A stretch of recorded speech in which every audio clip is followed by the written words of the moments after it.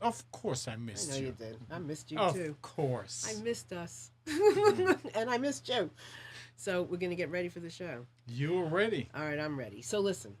So several months ago, I had the opportunity. A friend said to me, "Would you like to go to this digital conference in downtown Raleigh?" Now, you might be listening to us from all over the world, and so I'm delighted for that. Raleigh, North Carolina. And I said, "Sure," because I'm like you.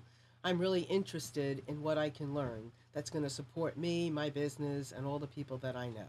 So I went to this conference, and there was a keynote, and this gentleman began to speak, and a little about himself, and then but immediately just got into such great information about being entrepreneurs and our ideas and the value we place on ourselves and all this stuff, and he was fabulous. And then towards the end I thought to myself, did he say he was the co-founder of MapQuest? Because you know what, I didn't even hear any of that really. What I heard was the information that he had to share and the way he shared it, and it was fabulous. So I went over to him, just like every great entrepreneur would, and I seized a moment and an opportunity. Didn't think about, oh my God, he's this and he's that, and oh my God, will he even talk to me? I just went over to him and I said, I have to do a talk show. Would you ever be interested in coming on my show? And he said, yeah, I mean, but I can't take the information right now. I said, do not worry about it. The onus of it is on me. I'm interested in this man coming on my show and sharing with you anything and everything that I heard and more. And he said, sure. So I contacted him. And he said, as a gentleman would, yes, I'll be happy to come on your show. And a man of his word, we made the date for today. So I am very, very delighted to share with you my special guest today, Chris Heivly. Yay! How are you? I'm well. Happy New Year. Happy New Year to you. Yeah, I'm we'll so get this happy. year started off Heck great. yeah, this is a great. You know what? Things happen for a reason because I had connected with you. I don't know, maybe it was in October, November, and you were really busy, and you said let's wait, and I said great, and I'm patient, and I also know that things happen for a good reason. So what a great And time. persistent, And like a good persist. entrepreneur. Sheesh. Yep, experiences, right? Exactly. So yeah, and I knew, and this is perfect because what a great way for all of us to get juiced by having you sitting here. Well, thanks. I enjoy what I'm doing, and happy to share with you and your audience Good. my experiences. Good. So tell us what you do. But I mean, you co-founder of MapQuest. That's big. That's like having a big thing across your forehead. Right. Well, I first of all, I'm probably the only geographer you've ever met. So, I do have this MapQuest thing, but I think the more interesting part is that I actually went to school for this stuff, and though I'm terrible with major European rivers and international capitals, but mapping and computers, I can do that all day long. So that was a great experience, and I know that we changed the world a little bit. So it's nice to carry that around. It's interesting because I was telling Amnon this morning about MapQuest, and we were saying, and I was thinking to myself, even though today, we don't use it the way we did, it's still like when you go somewhere and you want like a second opinion, you go to MapQuest. Right. I mean, I don't really go someplace sometimes without checking MapQuest too. Well, I think most of us all, and I still get these stories from people. They still remember the day when MapQuest first came out. That what you would do was print out your directions Yeah. and bring them into the car with you because Definitely. it wasn't on your phone and it No. wasn't on a No. Garmin P&D device. No, It was, no. Sat right in my lap. but you could take it with you. So all those, little. Yeah. Of course, the Rand McNally Road Atlas that we don't use, which is still sitting in the back seat. Yeah, really. Yeah, when I talk to kids, I say, I also was president of Rand McNally for a while. And what was Rand McNally? It's like the biggest map maker in the world. I said, go to your parents' car, go to the back seat where that little flap is, Amazing. reach your hand in, and I guarantee you there'll be a paper map there. It'll say Rand McNally. It's funny because I mean, a lot of kids can't even tie their shoes. So Yeah. it goes to the same thing. Well, the other thing we've done is we've also made people somewhat geographic illiterate because you don't have to actually know where you're doing. You just have to follow the directions from your phone like I did when I came here. And how many phone numbers do you remember of important people? None. I was thinking that this morning too. That's a shame. But maybe it's not important anymore. Maybe not. Maybe that's a good thing. Maybe we're putting our efforts into other things. Yeah. So that's important, right? Exactly. Okay, so But you asked me what I do now. yeah. So what do you do now? Well, what I do is help entrepreneurs in that first few steps of their entrepreneurial journey. And the way we do that is we run an organization called the Startup Factory. Which I love the name. I do too, I have to tell you. And so what TSF does is we go through a process where we select 10 to 12 companies per year. We only do software. Marilyn's the only thing I know, and my partner Dave. And so we select software startups. They're usually 2 to 4 people, occasionally one. Usually the average is about 2.5 team members per team. They're usually somewhere between 1 month and 12 months into this startup journey. And they come to us, and we select 10 to 12 of these per year, and we invest $50,000 in each one of them. And then more importantly, we bring them into our space for about 3 months. We do 5 or 6 at a time, twice a year. And when they come into our space in Durham, North Carolina, which is very cool, grungy, garagey, we're 4,000 square feet in 1 million square feet of restored tobacco warehouse. Restaurants, cool, fake rivers. I mean, the whole thing. If you've been to American That's Tobacco, great. you know what I'm talking about, right? It's great. But what we do in that 3 months is it's mentorship on steroids. So we surround them with 30 or 40 really interesting serial entrepreneurs and investors and everything in between. And on a volunteer basis, all these people come in from 15 minutes of, having a coffee with someone and hearing what they're trying to do, to people that give 10 or 12 hours over the course of that 3-month period. And our whole goal is to try to eliminate as many of the dead ends and the bad decisions as possible, so that we can really accelerate that first year. Hopefully that they'll be wildly successful. So you get a percentage of their success. Yeah, so it's an investment. So we take a 7.5% of the common shares. So if you're familiar with investing, we're not in a preferred level. We're like co-founders with you. So we sit alongside you. We have the same kind of terms that you do, and our job is to just kind of kickstart your company. And again, there's nothing that an entrepreneur could do not do outside of us. We just want to help make that go faster. And so a lot of these programs, which are all over the country, are called accelerators. It's the new word for incubator. So we call them accelerators. And so our accelerator, by definition, we're just trying to help them, get to their good direction, their great strategy for the company as quickly as possible. And the best way to do it is to surround them with people who've been there before. So do you do things that are different? I mean, as far as educating and all of that kind of stuff within your incubator or your accelerator? Yeah, it's a great question with a weird answer, because people say, "Well, do you have a curriculum?" And to me, a curriculum sounds kind of like fixed, like we're back in school. And yeah, like I have all my questions written down. Right. Yeah, right. Yeah. So like week 4, we're going to talk about XYZ, and then you'll, once you get done chapter 4, we'll go to week 5. But it doesn't work like that. The reason is that this all has to be somewhat customized to the entrepreneurs that are sitting in front of me. They have different skill sets. If there's a team that doesn't have a lot of marketing, we're going to have to heavy up the marketing for them. If we have a team that's heavy marketing and light on tech, we're going to have to augment them with some tech thinking. We have teams that come in that have not written one line of code, who just have an idea. And we have teams that come in that are already generating revenue.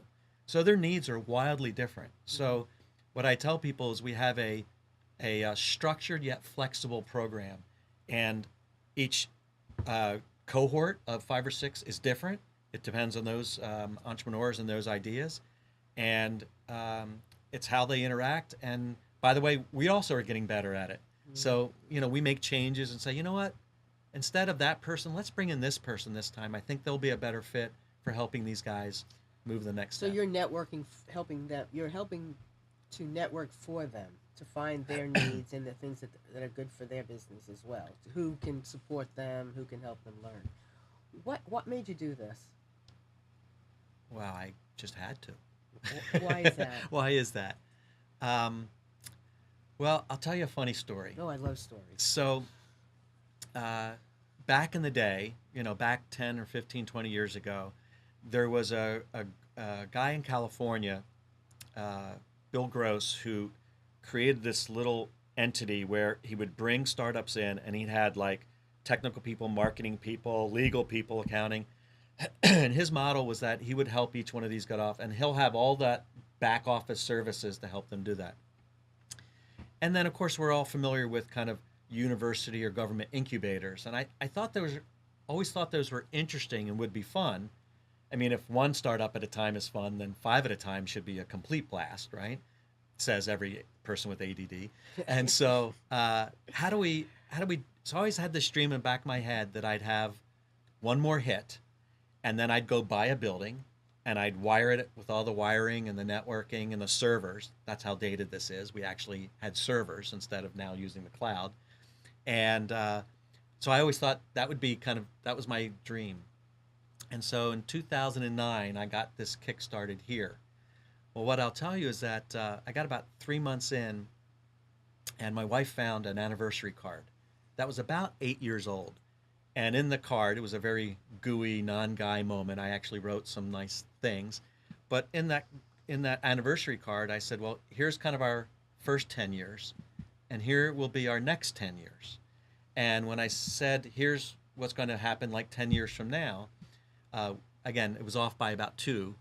I said a lot of things, our kids will be in college, and they'll be at different ages. And the last bullet in this little write-up was that I hope to be helping young people start their companies. So obviously this was a little something kind of, beating in me. And so in 2009, when I was coming off my last company, I said, I'd like to give this a shot. There was now a new model, this accelerator model. It started popping up around the country. And I said, I wonder if our geographic area could handle something like that. So we got off and running. So I've been doing it for about 5 years now. Wow. And it's very interesting to me because I think, it's so creative. And you are handling each person, each company with kid gloves. Well, sometimes kid gloves, sometimes a wicked smack of, sure. and to be honest with you, in our partnership, Dave Neal's my partner. Dave is a WNC Chapel Hill graduate. His second degree was law school. He practiced law for a year, said, I hate law, went out and got a Stanford MBA.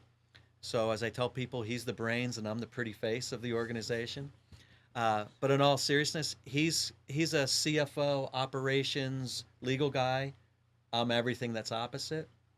And so what's interesting is that we've evolved as a partnership, and we've evolved as people, and we've gotten better. We've now done 31 companies in 3 years, over 6 kind of cohorts, and you get better at doing what you're doing. And part of that is I'm typically the cheerleader, and he's kind of the tough parent.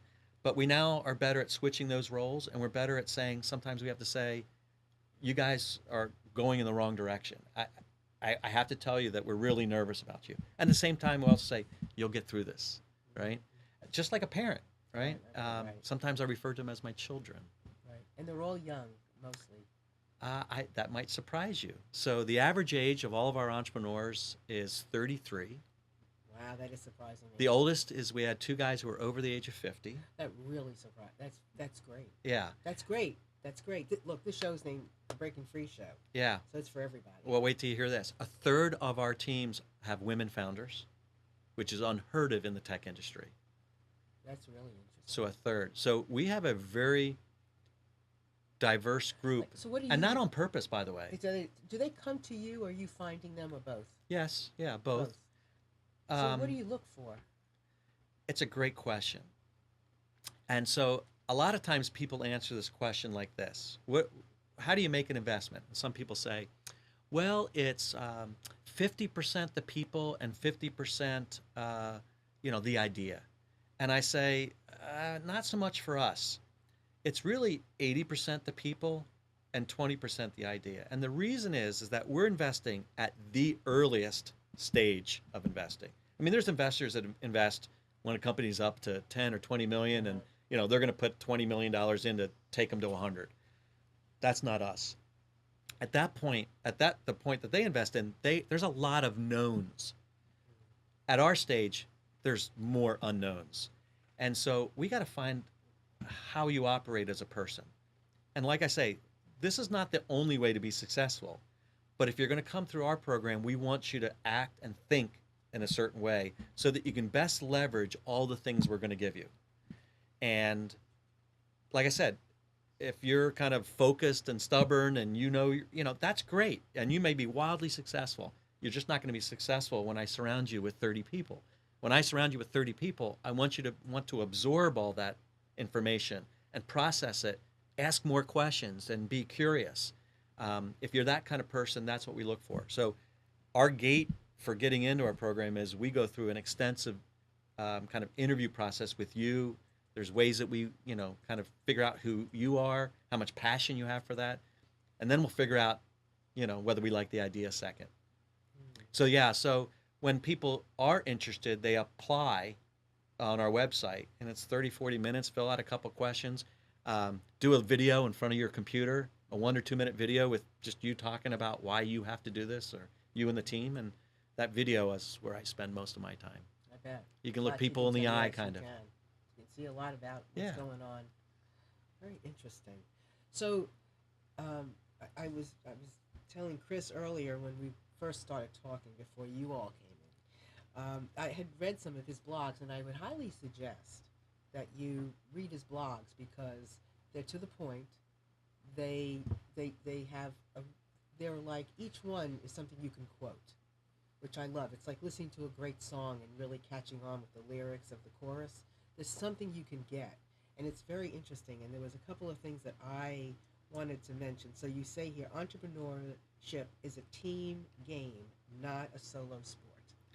Yeah, I believe that with all my soul. And again, back to that, yes, you might be able to be wildly successful as an individual and kind of do everything by yourself and, stick yourself in your own garage or in your back room and figure out all the answers. What I have found is that very few people have most of the answers. Most of the people don't even know which questions to ask. Right. And so what I say is get out there and socialize your idea with as many people as possible. You never know what you'll get back. That feedback can be... Socialize your idea. Yeah. That is socialize your idea. Get out of that. Get out of your office. Get out of your car. Go out and tell as many people that will listen. What's amazing is that, excuse me, if you find the right people, they'll give you, even by accident, unbelievable feedback that makes you think of something you didn't think of before. And every time you do that, I believe your idea gets better and starts to crystallize. And all of this hopefully just saves you time, right? Because time is your worst enemy. Because we don't have unlimited time to build a company or get things started. We have to pay rent, right? And things happen really fast. So you can have an idea today that's going to be passe mañana. If you don't get it out there in the right hands or in the right atmosphere, universe, forget it. It's gone. Socialize the idea without fear or inhibition. And so not thinking, hold on. So don't think somebody's going to steal your idea. I mean, a lot of people are funky like that. Wrong. Ding. Never going to happen. Never going to happen. They can't do it just like you, right? Yeah, well, guess what? It's not about the idea. I tell every one of my entrepreneurs, there's 10 to 15 other people with, if not the same exact idea, a close version of it, thinking the same thing right now. It's not the idea. It's your ability to execute on that idea, to generate the first 10 customers, get the product out, whatever it is. Right. That's the hard part. Having the idea is the easy part. So if you're afraid of socializing your idea, that someone else is going to take it, what you're saying is that you're actually thinking that they're going to be better at executing this than you. That's a good point. Well, guess what? Ooh, that's a good point. Guess what? Then the game's already over. Forget right? it, then you might as well not do it. Might as well not do it. That is a good idea. Oh, that's really good. That's very clever. Okay, what else? So I'm actually writing my first book. Okay. And it's called Build the Fort. Build the Fort? Build the Fort. Okay. And the idea is that you should channel your inner 10-year-old and pretend like you were building a fort like you did when you were 10. And whether this is out in the backwoods with a bunch of, scrap, or whether this is blankets overturned of chairs in the living room, this analogy works. And the idea in building the fort is that there's usually 4 things that happen. First of all, you socialize the idea without fear. You're 10. There's nothing to be afraid of. Hey, Marilyn, want to build a fort? What do you say? Sounds good to me, right? That's the way a startup should be. No fear, no inhibition. Is this a good idea? Are they going to like it? You know what I mean? No fear, no inhibition. So that's bringing people in doing things as a community, As a or team. As a team. Yeah. Okay. And by the way, teams can be people that you meet with once a month that you share your idea with and they give you feedback. And team members could be someone that says, hey, let me jump in this, adventure with you, and I'd love to work on this. You're a marketing person, I'm a tech person. Let's get together on this. So, which leads to the second thing, which is you start to acquire and get the resources necessary to kind of get this thing off the ground. And those resources can be, so in a fort, what do? The first thing we did is we went out and we found wood, and right, I know there's wood behind the desk right there, and my dad's got a tarp, right?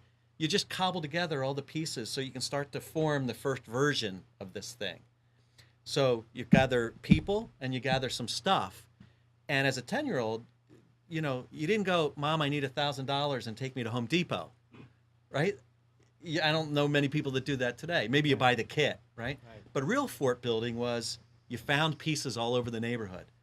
And the point of this is that as a 10-year-old, you didn't have cars, you didn't have money, so you had to find stuff that was within reach. And so in terms of doing a startup, what I like to say is find the assets that you need, gather those assets, the ones that are really quick and easy to go grab, even if they're not perfect, even if you have to borrow some data from someone or use someone's office space and just use the corner to have meetings. Whatever it is, gather the assets that are closest to you. And then the fourth point, and probably the most important, is when you do a startup is have a notion of something that's achievable and small. So for instance, if you said, let's build a fort, and I said, it'll take us 3 weeks to build it. As a 10-year-old, right? Game over. You and I don't have the patience or the focus to do something for 3 weeks. So you had to do something that was probably to be achievable in 2 to 3 days. Mm-hmm. Well, the analogy in a startup is don't try to build Facebook, right, from day one. You'll never get there, Very right? interesting. There's too many entrepreneurs. I know you have a vision for what this thing looks like 3 years from now, but you have to get through month 1 in order to get to year 3. Mm-hmm. So start with something that's much more achievable, has a smaller focus, and build momentum. It's my favorite word. Entrepreneurship's all about momentum. You have to figure out how to build personal and company momentum. And so getting a series of monthly wins, a customer here, another customer there, a little product, Very interesting. right? A Yes. partnership. Yes. Build those pieces by pieces. Build the fort. Build the fort. And I want to just say to everybody out there, I am very engrossed in this conversation, as you can tell. But I also at the same time want to invite you to call in if you like. You can call into 919-518-9773 and ask questions, comment, anything you like. Or you can connect with us on Skype at computers, that's plural, number 2, K voice. And you can come in that way. We have a chat, and there's a lot of stuff going on in that chat. Yay. And it's been going so fast I can't even read it. But we'd love to have you, take part. So if you want to come into the chat, just write your name in the little space there and enter your name and any information that you want to, ask us. We'll take a look. Can you look at the chat too and let me know if there's anything there, because this is really engaging. Okay. That you're covering. Let's see. All the good covering stuff. all the good stuff. Yeah, you're covering. I think having those, you said this, the number 4 is really important. And I think it really is, because having the vision is great. And having wins helps support either the big vision or the big mission. And it also, when you have those, it's like it's attainable, and it gives you that juice, that acknowledgement to keep on going, because too often we get so stuck in that thing that you're talking about, that big thing. It seems so unattainable that we don't do it. But if you can bring it back, bring it in, and accomplish it, that gives you the power to keep on going, and we all need that. Yeah. There is a power in that. There is a power in that. Yeah, personal confidence, Absolutely. company confidence, Yeah. Peer-to-peer, team confidence. You can only sell the vision so long. At some point, you have to put some wins on the board. Yeah, even to yourself. How many times can I tell myself I want to do something? Exactly. And you say, I don't know. Because the doubts will creep in. Right. Your brain is wicked. It right? was wicked. wicked. And I think this idea of sharing the ideas, and finding resources, because everybody has something to share. Everybody's a piece of the puzzle. And we might as well, put it out there. And like you said, there's no one unique idea. Right. Well, I'll give you. I mean, I drink my own Kool-Aid. I eat my own dog food, whatever kind of cliche you want to use. So a year ago, I had been telling people, I'd like to write a book. Mm-hmm. Well, I'd said that for a while to myself, and of course, never got it started. So then I started socializing, which did a couple things. One is it gave me some feedback about writing process, because it turns out it's a lot of work, and I needed to adjust my personal lifestyle to find the time to be able to do it. But also I created some accountability, because I started telling people outside of myself, and what did they keep saying every time I saw them? How's the book going? And I did that on purpose. I put some pressure on me. But what's really interesting is that I've been working on it for 5 or 6 months, and as I kept socializing the idea, and I'd be free to say to someone, boy, this is frustrating how slow it's going. And people said, well, are you doing this, this, and this? And I said, yeah, well, you can't do that. So, for instance, you can't start every writing session by reading the previous couple pages and then starting. You wasted time. Right now, your job is to write. So just write. And don't edit yourself. And don't edit. Don't just edit. write and write Right. and write, and you'll go back. So I haven't read backwards probably since August. Well, thank you for telling me that, because I just started writing a book. Yeah. Yeah. So the other key that I found was that I try to write 3 to 4 days a week, about an hour and a half first thing in the morning. It's when you're supposed to be most productive. Yes, you're most fresh. So I work out first, take a shower, then sit down and write. But even at that stage, it just wasn't coming fast enough. And I know that I didn't have the wherewithal. I couldn't do this for a year or more. And I kind of started in late April. So a piece of advice I got when socializing and asking people, how have you solved this problem, was the week of Thanksgiving, I went and rented a beach house. Brought my wife down. We had no kids for Thanksgiving. I turned the email off, and I did nothing but write. And I wrote a third of the book. So I wrote 6 to 7 hours a day, straight through, no distractions, for 6 days. And so... Got a lot written. But I learned that, by the way, back to your point, I learned that by being free to socialize, that I was frustrated with the process, and how have other people who have full-time jobs, how do they accomplish this? So Well, I 2 think- more years. I hope to be done by the end of January. I do. We have a caller, and I want to get back to this. How you decide where to socialize. I think that's really important, because we can waste a lot of our time, and we don't have that much time to waste. Mm-hmm. Hello. Hey, everybody. This is Chris calling in. Hey, Hi, Chris. Hi, the Chris. other Chris. Yeah. Hi, Marilyn. Hi, Amnon. I just saw a question pop up on the chat from a gentleman, Don, and the question was this. Looks like startup factories into tech, IT, and apps. Any industries other than that general area, and he's looking for mentorship in cosmetics, nutraceuticals. And I'm not sure what nutraceutical is, but it's in the chat. So I just wanted to make sure that question got to Chris. And what's the question exactly? John is writing in the chat, looking for mentorship in cosmetics and nutraceutical. He's noticing that the startup factories into tech and IT and apps and that general domain. But John's looking for something in the area of cosmetics and nutraceutical. So I'm hoping you can comment on that. Okay, good question. All right, thanks. Thanks, Chris. Hey, thanks. So as you all have seen, all of our companies have a major software component as kind of the core of who they are. Now, by the way, that software can be applied to any industry. So, but I'm assuming in your question that it's not software is not the core, that it is, like you said, a pharmaceutical or I can't remember the two things, nutraceutical or cosmetics. So, what I would recommend is that there are these accelerator programs like TSF. There's probably 200 to 300 of them around the United States these days. Just about every major metro has one. And what I would recommend is just looking for other accelerator programs outside of that seem to focus on certain verticals.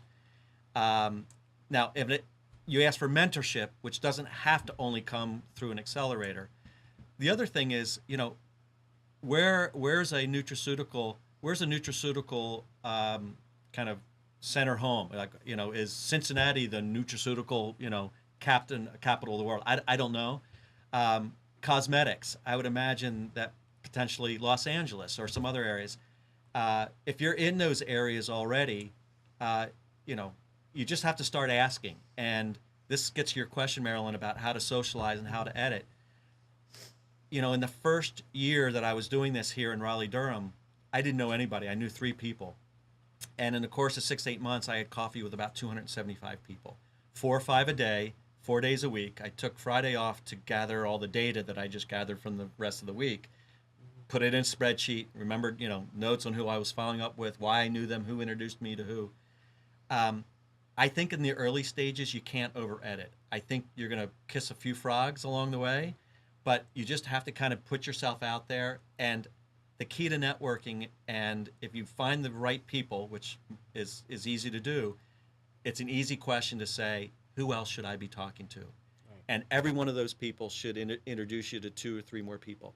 I wrote an article about this, about how to network effectively and how to get the most out of this. It's on my blog at heivly.com. And it's really not hard, but you got to prepare, you got to show up, you got to ask a couple questions, you got to let them talk, and, don't tell them, please, just don't tell them 20 minutes of your bio, right? That should be 30 seconds, and then tell them what you're trying to do. And I think the right mentors will show up. You'll know it when you click with someone, and someone will say, what can I do to help you? And that's when you know you're networking, right? So I want to just say, so I found an article, and I want to go back to what Chris just said, but just for John on the chat, there's a lot of investing going on in healthcare, and a lot of capital going towards healthcare and items that can really, that are helpful and healthy and all those kinds of things. So just look for that. I know you're going to find it. And please, if you have any other questions, please feel free to ask. When you are networking, it is very important to listen and not just talk, and ask questions to the other person as well. Nobody wants to have their ear talked off and not showing any respect of, like, what else about that person. It's not just, what can you do for me? It's, who are you? What can I do for you? What can we do together? What can we do to support each other? What are you going to find out about this person that you didn't already know, that you're going to find out in that moment, that's going to be so important? So, you just don't want to keep talking when you go out there. There's nothing that really bothers me so much is when I'm sitting with somebody and they ask me nothing about me. Nothing. I love to talk about myself. Yeah. Well, it's funny. It's one of the, I probably have 15 to 25 people a week that show up at our door. We have open scheduled office hours. By the way, we do them over Skype or Google Hangout as well. They're half an hour, and anybody can sign up to talk about whatever they want. And the first question I ask is, tell me a little bit about yourself. And then invariably about half of the people start telling me about their company. And I said, stop. I didn't ask you about your idea or your company. Tell me about you. Remember what I said about 15 minutes ago, that when we're looking for investment, I want to know who you are. Right. Why do you have to do this? Why is this the only thing in the world, in your head right now? And so, no, don't be afraid. People think, especially with investors, that they have to be, it's all about the idea and the professionalism and they got to get great data. Most investors have to like you first, and then they'll think about the idea. Mm-hmm. So to that end, don't be afraid to just tell people a little bit about yourself. Short, 30, 45 seconds. Hey, I've spent 15 years in the mapping industry. All right, I love maps. I'm not in the map business anymore, but I learned to be an entrepreneur there. And so what I'm doing right now is investing in startups. And how you can help me, I'm consistently looking for new entrepreneurs, new investors, and people that would mentor my companies. So I just did that. I gave you my whole spiel in 30 seconds, right? And I probably have a question for each of those areas that you just mentioned. But now I give you the right to ask what you're Yeah, interested in. yeah, because and what that's- applies to you. Absolutely. It's perfect. And we have a caller. Hello. Hi, this is John from the chat. Hey, John. Welcome. Nice to have you here. Where's the chat? Thank you. No, that was a joke. Oh my goodness. I really listened, didn't I? Hey, John. Wait, this is the tech guy asking where's the chat? Yeah. That was a geographic joke. Like, Yeah. I'm from the chat. Where's the And chat? that was a duh for me. How are you today? I'm good. I'm glad to be a part of this. I'm jotting notes as we go along here. Good. One of the questions I was having was that I've been at this since March, and I've been trying to go out and do that meet and greet that you've been talking about and do that networking. And I'm finding that trying to promote the organic skin cream that I've manufactured, and the people that I'm marketing to, females, I scare them off. I'm 6'6", I'm built like an NFL lineman, and so trying to approach some of these people has been a problem. I also have joined a couple of meetup groups that are exclusively for people who are into cosmetics and that are health oriented.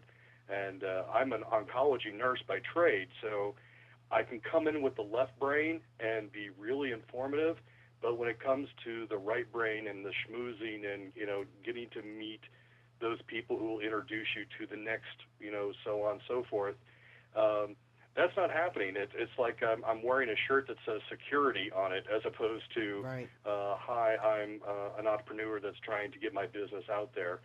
So I'm trying to find a way, do I need to reach out to SCORE? Do I need to reach out to the SBA in this area?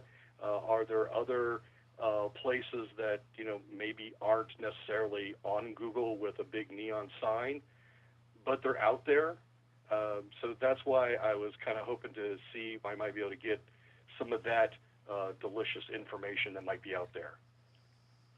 Jim, I have one thing to say, and then I'm going to ask Chris to continue. I think my path has crossed your path. Uh-oh. Because I think you joined, I'm the co-founder of Women's Power Networking. And I think you joined some of my meetups. And I would suggest, because you're that smart and you know what you're doing, that before you join a meetup like that you connect with the organizer. And you let them know who you are and that you're not some random spammer. Because a lot of these meetups are used to getting some, hits by spam. Especially, unfortunately, there's fear out here. So in that regard, if you're going to touch upon a female-driven meetup, connect with the organizer first, and just give them a little bit about who you are, and that that you're not some random crazy man. Big crazy man. I'm a very specific crazy man. Yes, I would tell them who you are. Connect with them as a human being, just like Chris was saying. And also, I'd work the industry you're in, the people you already know in your industry, for one.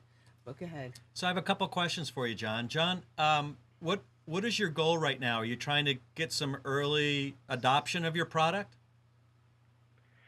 Yes. So I worked several months on perfecting a formulary, and I do safety in the pharmaceutical industry. That's how I'm financing this.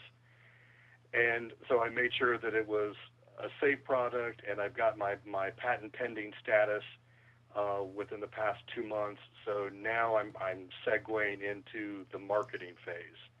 So now that I know I have a product that's safe, it's stable, and it's not going to change, let's hit the throttle.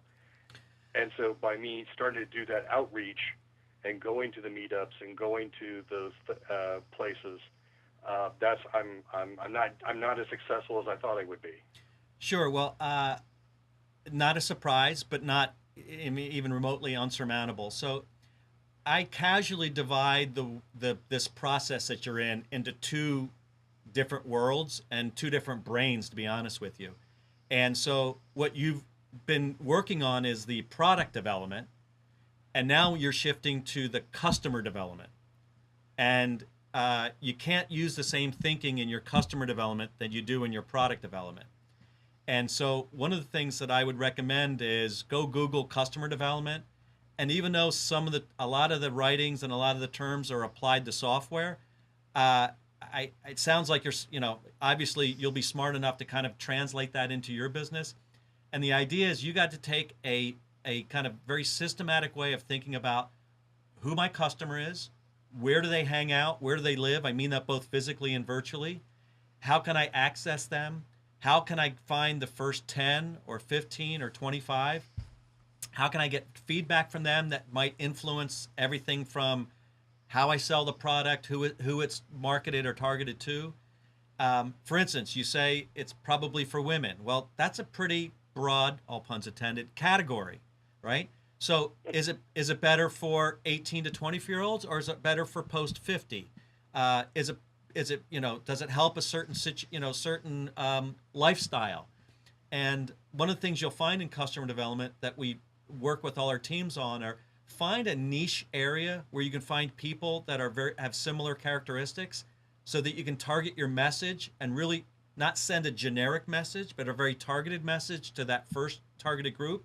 And once you kind of start to nail that, then you could start to expand from there. So this is the crawl, walk, run strategy in terms of customer development. Excuse me. And that's what I would recommend. If you might find that there's lots of ways you can find those first 25 customers, and as long as you know who they are and where they hang out. Is that helpful? Absolutely. I could go on for another hour. I was just thinking, I think we need another hour. Actually, I mean, I think it's great. Customer development. I tell startups you should spend at the minimum 50% of your time on customer and 50% of your time on product development. In a perfect world, I'd actually rather you spend 70% on customer development and 30% on product. And by the way, you're talking to a builder. I love to build stuff, so I love the product side.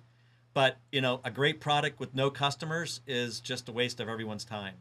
So you got to figure out how you're going to market this, who's going to want it, who it resonates most with and easily with.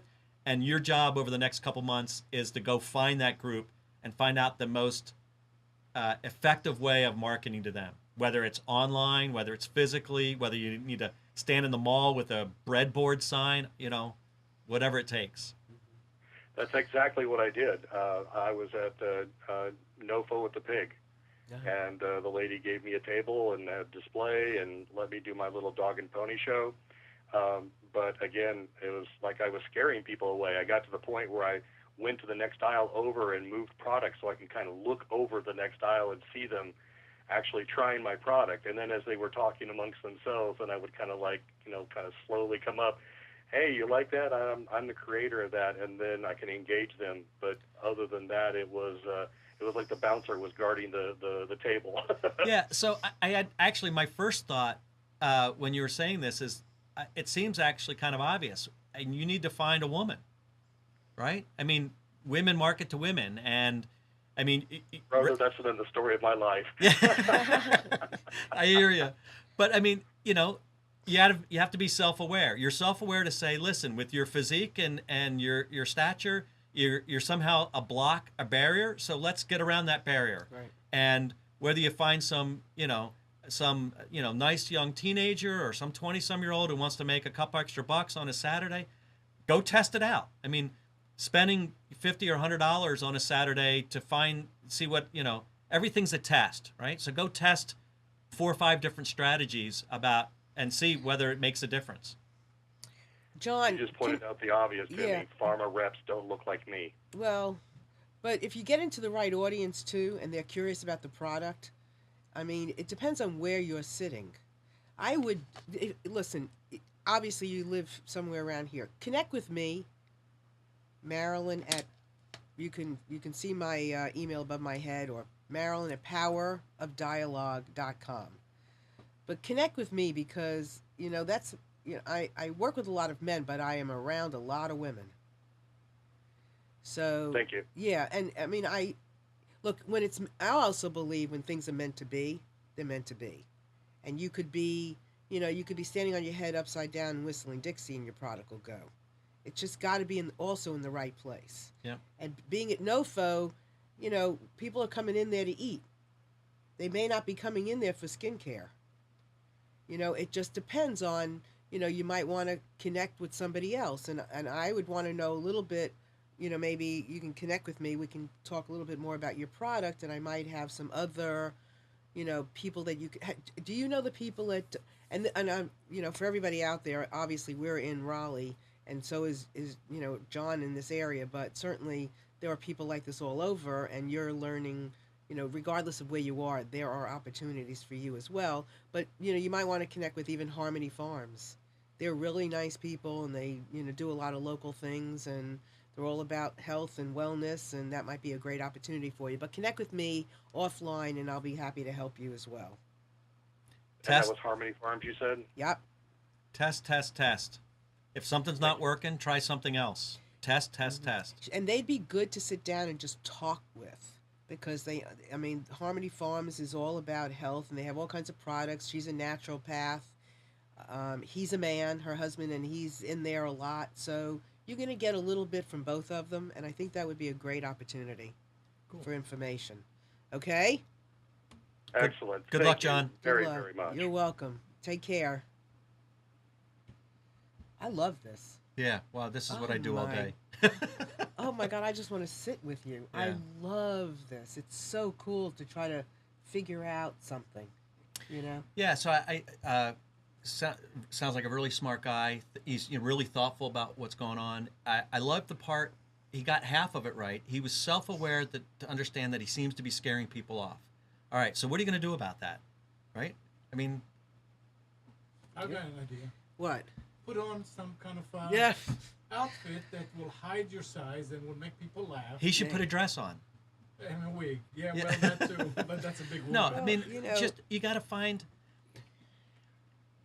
What we're striving for in that first year of your startup is what we call product market fit. There's two pieces of that. There's the product and there's the market. You can have great products that you can't find a market for. You can have a market that has a problem that your product That's doesn't fit. You got to figure that out. So you're nothing until that first person reaches their hand in their pocket and pulls $1 out. That's your first validation. That's right. That you have a product market fit. Multiply that by 10 or 100 and you're off and running. So John's task right now is to see, will women use his product? Will he pay for the product? And then figure out, and where can he connect with them? And maybe it's online. Maybe he's got to do an email campaign. Maybe he's got to do Facebook ads. I mean, I think there's 18 different ways that people market to you today. I mean, why do people have ghostwriters? What? When I mean, started the few businesses I was in, it was always started with the family. I mean, you can go and give it to the women in the family. right, you And see can. how they use it, and Right. they will tell. Right. That's right. I mean, there's a lot, and it's very interesting when you have something to try to figure out this road.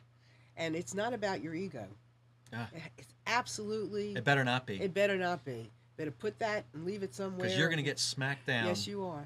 And you use what you have and acknowledge what you don't. Yeah. And you go get what And then you don't. go augment. Yeah. And That's forget back to the that rest. point about gathering Yes. the resources and the people. Yes. And It's really hard to be really super self-aware. And especially I think the younger you are, the harder it is, because I think ego and you're afraid of what you're going to look like in front of other people. Man, that stuff better go away or you're going to get in your own way every time. So it's interesting because, and I give you a lot of credit, John, I hope you're still listening, to take the initiative to however you found the show today, because I posted on Twitter a lot, I posted it on meetups, I posted it all over, and on Google Plus, all over Facebook. I mean, I really did. LinkedIn, we posted it, so I don't know where you heard it, but I congratulate you for taking the opportunity and recognizing an opportunity when you saw it. So good for you. I had a question and I forgot what I was going to ask. So you mentioned earlier, and oh my goodness, we're going to be out of town before I like it. You mentioned earlier that you have this big span of age. So, and we're talking a little bit about ego and putting at the door, and the young and the older and the middle age. Do you notice any trends with the people that you are working with, or people who come in that maybe they're good but it's just not a right fit, about the age and how much you have to work with somebody, or is it all the same? Or Yeah, it's there's no gender, there's no age, there's no education bias. I mean, we've looked for them because I mean, my job is to optimize, right? yeah, you look for like a pattern of some sort, Right. maybe. So there are patterns, and the patterns that we look for. So when we'll get about 150 companies that will apply, and we'll make 5 or 6 choices. So sometimes I say it's harder to get into TSF than it is into Harvard by a couple percentage points. So who knows? The notion is still the same. This is difficult. So Dave and I have a selection process. We'll actually select in a 3-week period, very heavy duty, and the key is trying to find the right personalities. And we've developed a set of questions and a set of tricks that we do to try to elicit from you kind of what your personality is about. Again, you can be very successful with a different personality. It's just not going to be a fit for us. But you're creating the questions. Yes. So these questions are coming from you. So these are the people. These are the questions that matter to you, which is very important. Well, they matter to me only because I'm going to get a response. Yeah, the response you're looking for to work with that type of business. I'll give you a very simple example. So we asked people to do this little 1 to 2 minute video, and I said this should be unedited. I don't want to see a product video. I don't want to see you giving a speech. I want to see just the two of you sitting in front of your computer, camera on, press play, and give me 1 or 2 minutes about what you're working on and why this is important to you. Right? So first question is they have to follow directions. Be amazed how many people don't actually give me what I want. There's people that don't give a video. I won't even look at an application if they don't submit a video. So we'll give them one more shot. We'll send an email out. By the way, I don't know if you forgot, but I'm looking for the video. Anyway, so when I look at this video, let's say that there's 2 people on the team. And we say, listen, I want to hear from both people. Well, you can imagine there's some teams where one person is totally dominant. And I could start to read the body language between the two. Is it really a team, or is it really one guy and he brought this guy along because he knows I prefer 2+ member teams? Well, if they may be enough to get through the next round, but you know that when I talk to them, the next round is 30-minute phone screens all in 3 days. That's a day that you want to go home tired. But you know I'm going to start picking away from that. You know I'm going to ask the quiet person more questions. I'm going to ask them how long they met, and when did they meet, and how they meet. And those are all just a little simple thing, but it illustrates why we got to know kind of what the dynamics are of not just you, but you as the team. So those questions and those tricks, I don't know if they're even tricks, just that talk track is built so that I can best understand how you operate and how you think. By the way, we still make mistakes.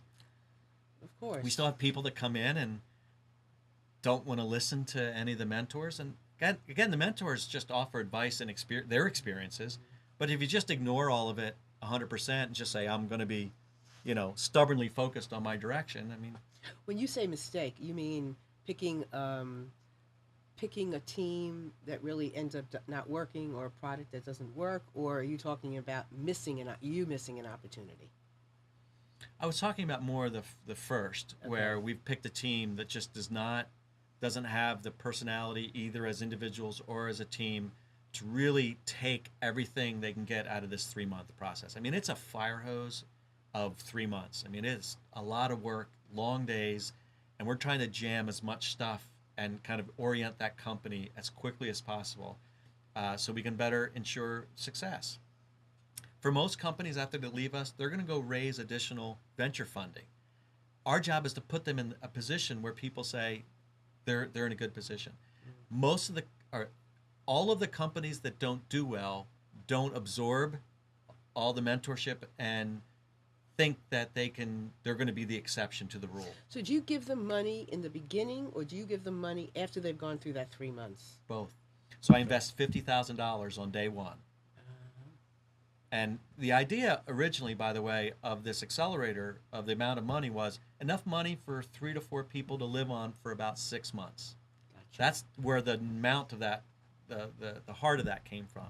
If they live what we call the ramen noodle diet, which is, pretty cheap, right? Ramen noodles and 4 guys. By the way, a third of our companies move here from out of the area for 3 to 4 months. And they'll find, might be 3 guys, and they'll find a 1-bedroom apartment, and they'll just pile up mattresses and say, we're going to live it lean and utilize that money. By the way, at the end of the session, we agree to invest another amount at our discretion, but somewhere between 20 and 150,000. And it's our way of saying, listen, we've now watched you, and we think you're a promising thing, company, so we're going to invest more, and Wow. you not so much.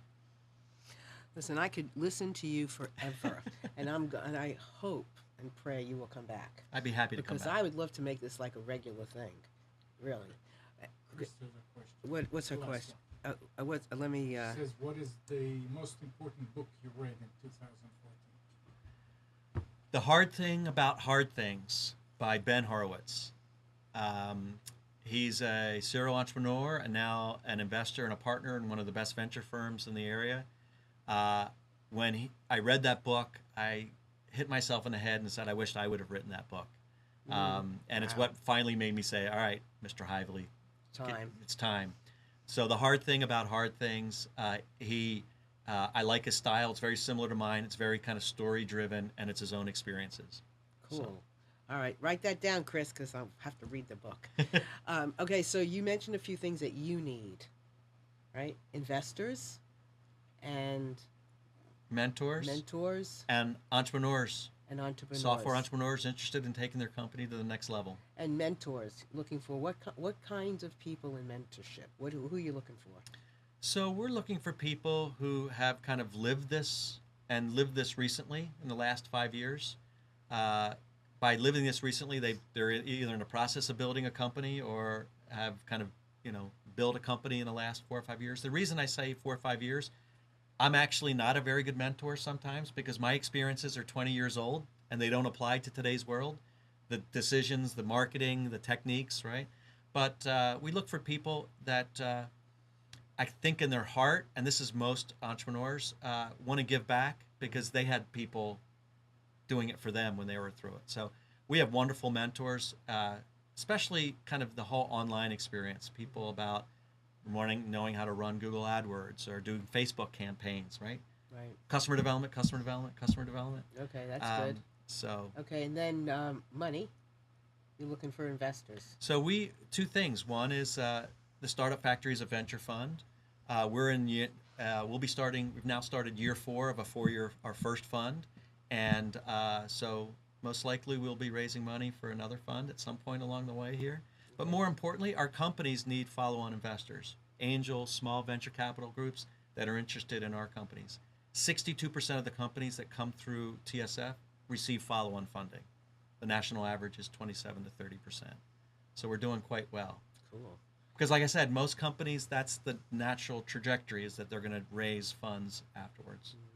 And after they leave you and they've had that kind of support and education and we've set them up. You set them up. Somebody's going to listen to them. Money's the gas that makes the car run for most companies. So Right. Well, and if you've marketed or you have shared your company good enough, well enough, big enough, also that helps them as well, right? a rising tide floats all boats. Heck yeah. I mean, I'm into that co-branding thing. That's a good thing. Yeah. Right? Where you go, I go, and where I go, you go. Their success is my success, and vice versa. Heck yeah.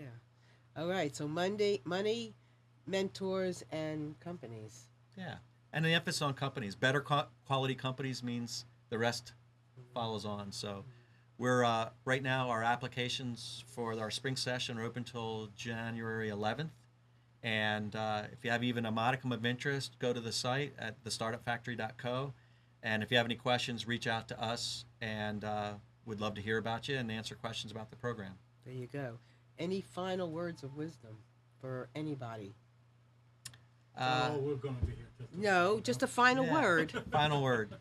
Enjoy the ride, all the ups and the downs. It's a heck of a ride, and if you have the DNA for it, embrace all of it.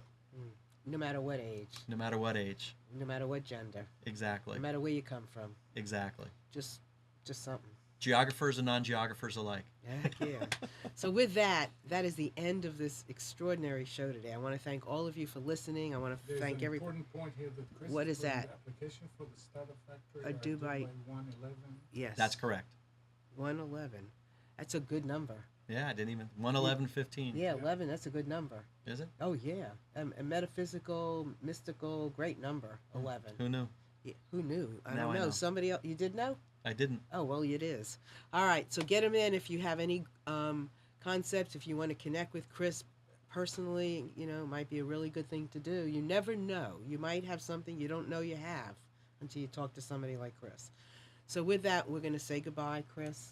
Thanks for having me. Oh my God, thank you so very much for being here, and I want to thank Chris's son over there for being here too. Thanks for visiting with us. Thank you, and everybody out there, have a wonderful day, and we will see you all next week. Bye.